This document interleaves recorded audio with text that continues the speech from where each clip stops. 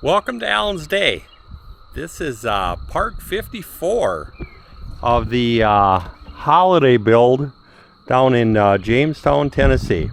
This was originally an RV shed that we had that destination travel trailer parked in for a couple of years. Well, now that the destination travel trailer is sitting down there ready to be sold, Gene and I need a place to stay. So we are winding down, or we're getting closer to the finish line on this holiday home project. We only come down here every month, every other month for a week or so to work on it. That's why it takes a little long to get this thing done.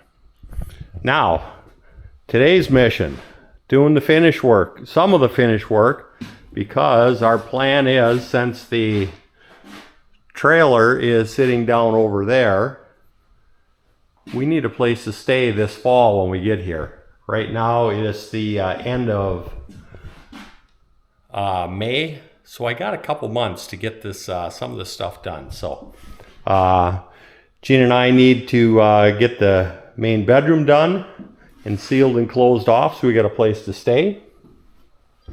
We need to get the second bedroom done and sealed off so that we can put a temporary little kitchen in here. Put just a refrigerator, microwave, a couple little shelves, and a folding table. So we got a place in here that's out of the construction zone, because I'm not going to have the whole thing done by this fall, but we need something. So that's the plan, to get that going. And I don't know why, but Jean thinks she needs a bathroom. I guess she's right. Bathroom right here. Just started to bring the vanity in. Not ready for the vanity because I am cutting holes in the floor for all the duct work for the furnaces. So we've got duct work, more duct work, and the reason I had to bring the vanity in is because I had to make sure that the duct work is going to fit underneath the vanity, because that's where the air is going to come up through there, and it's going to come up underneath the vanity right there. I had to do a little modification and bust a few boards out of there for it to work. But now I know my hole's in the right place there. The vanity. A little ahead of schedule, probably a month or two before I actually need it in here. But while it was in here, I did some upgrades on it. This is a middle of the road, higher end vanity from Menards up in Green Bay, Wisconsin is where we got this from. But it needed a few upgrades. Just grabbing a hold of this thing, moving around, I could see every joint, everything moving. So what I did, this is my go-to screw here. It's a finish head trim screw and 2 inches long with that small little head. And I took and I put a screw in every place, every connection that's not going to be seen. So down underneath, the back corners and everything here, just to hold this thing together, to take some of the wiggle out of this thing here. I think we'll get a few more years of life. Just even handling it, this thing was falling apart. So I'd hate to see what the inexpensive vanities look like. One more upgrade I did on the vanity, which is going to extend the life of this considerably, is I took this caulking. It has some adhesive properties to it. This has been my new go-to for caulking, because it cures relatively soon. Within 2 hours you can paint over the top of it, compared to the Alex Plus I was using that took almost 2 days. But what I did with the caulking, and you can't even tell, is every joint in every seam, I put a full big bead of caulking in everything. On the inside, flipped over the bottom, caulked it up.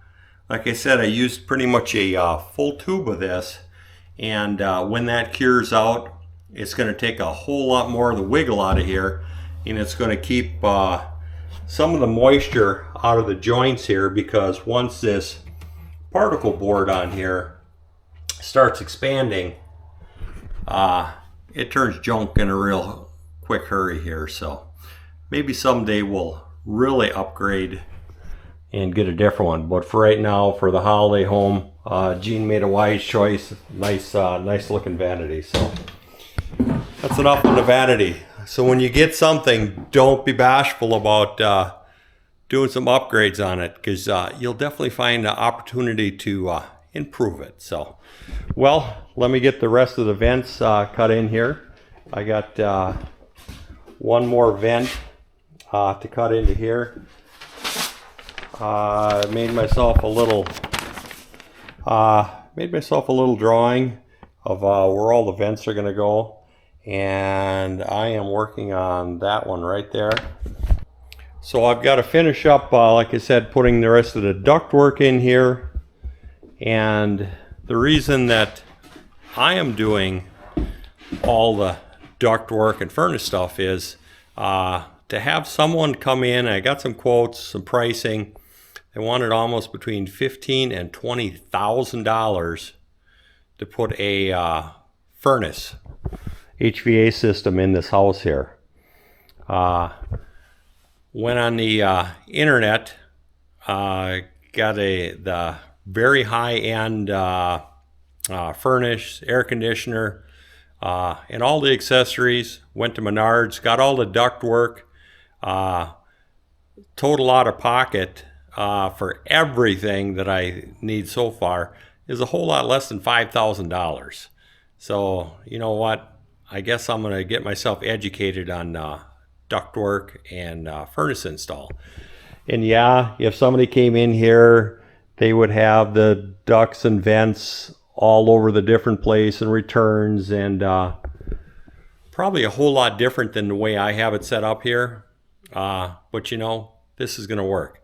The house I grew up in, and for 20 years, the furnace in the duct system, either be a wood burner or a gas burner, had one vent in the floor, no returns, and I think I survived for 20 years without all that fancy calculations and airflow and mass and all the rest of that. So yeah, not knocking those guys, probably works good, but you know, I think I can survive with the system that I've got spec'd out here. So let me get started, finish knocking a few of these in here, move on to some trim, and hopefully we'll have a house to live in by this fall, if I kick her in the butt.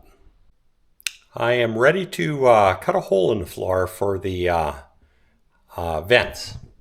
And according to my drawings, I have 17 3/4 of an inch from the door to my jig, and I'm putting it in I've got floor joist runs running the entire length, so I'm going to put a ductwork all the way down into there, and I should be good to go.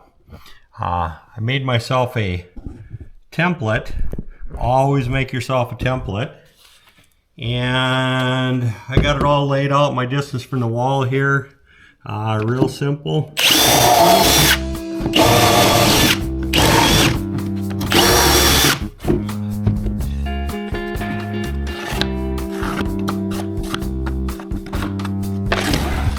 And just that quick, I got it laid out and in the proper place. And it is just a matter of connecting the dots here with my little saw.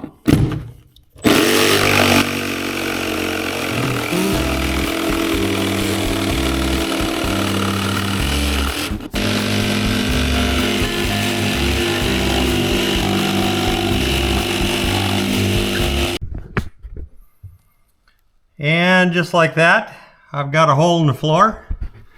And I got a perfect spot to run my ductwork in here. I can run a piece of 8-inch by 14-inch wide ductwork for 25 feet from one end to the other. And we got vents. It's that simple. Well, not quite that simple, but it's going to be simple enough. So I got another vent in the other side to put in. The holes don't have to be that pretty. They're all going to get covered up. But there we go. For now, I will put a temporary patch over the top of there, so I'm not stepping on the finished vent during the construction process. So let me get the other vents in there. And I am making progress, believe it or not. Step is getting some Danish oil on these beams right here. Once the Danish oil's on there, I got my vents cut in the floor. I'm done making big messes in this room. We can start doing the trim work, and it's almost move-in ready. On the other room, I've got the beam prepped and ready to go. In this room, I've got the beam done. I still got to finish some tongue and groove up there, and then I'm done making messes in here. And now it's on to the bathroom. Let me get that beam taken care of, and let's find out what else we can do on this project here.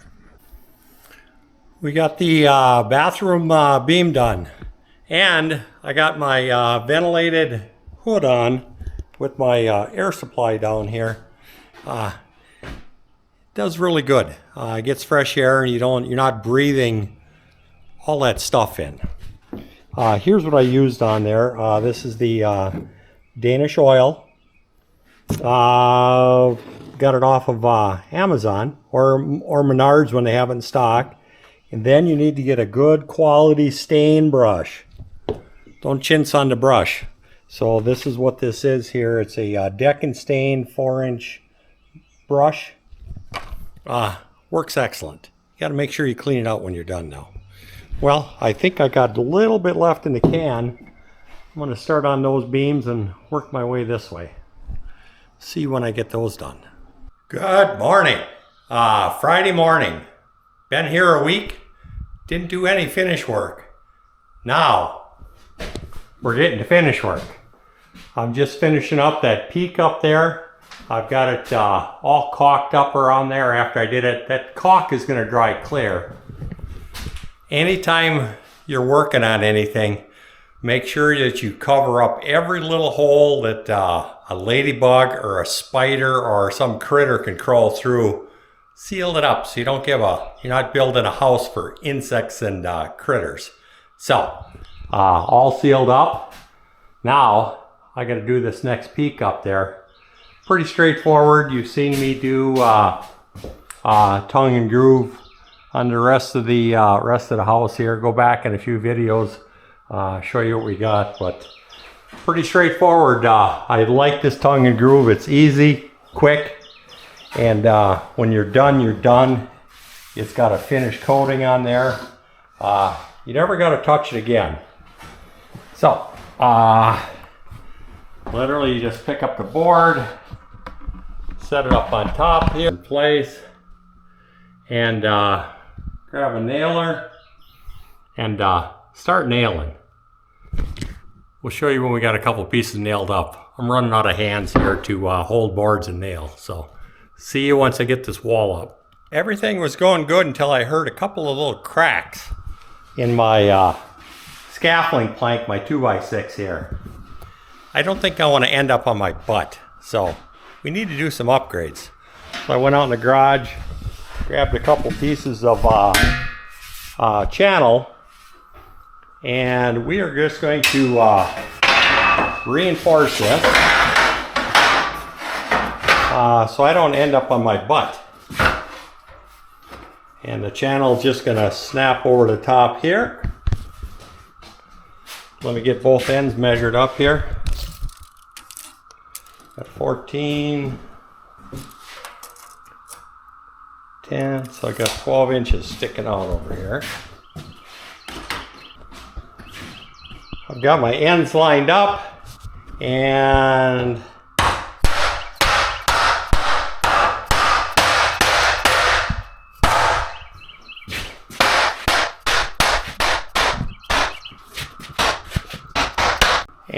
just that simple. We've got a reinforced plank so I don't end up on my butt. And let me just get a couple of screws in here.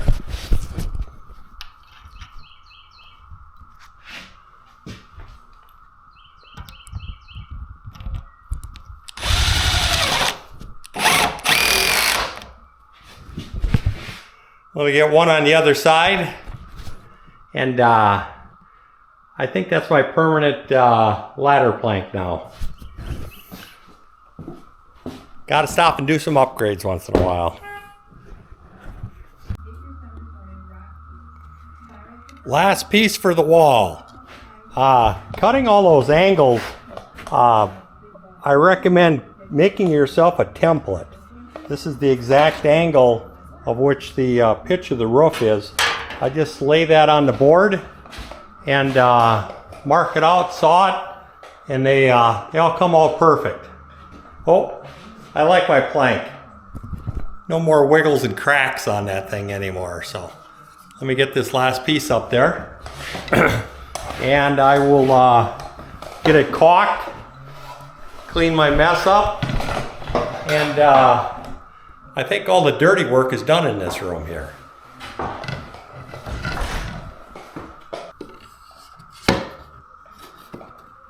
Oh, one other thing. When you're doing all these tapered pieces, you got to cut the back of the groove off. You can see how that's shorter. I got the table saw set up. They go in much easier. They still lock in there, but they got it in there, so.